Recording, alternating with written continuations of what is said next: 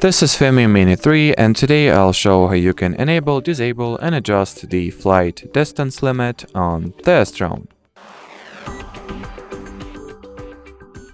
So in the beginning, enter the camera view of the FIMI Navi Mini app. Now launch settings, select the first category, that is drones preferences, and look for the limit of flight distance. Here you have this toggle which allows you to remove the flight distance limit.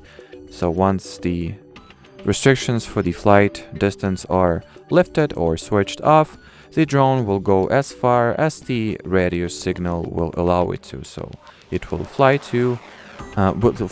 as far away from you as well. Once again, the radio signal will be able to cover for.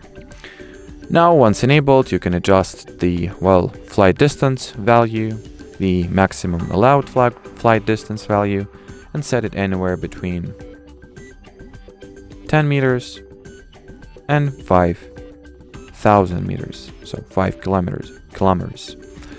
And as far as this video goes, that'll be it. So thanks for watching, and bye bye.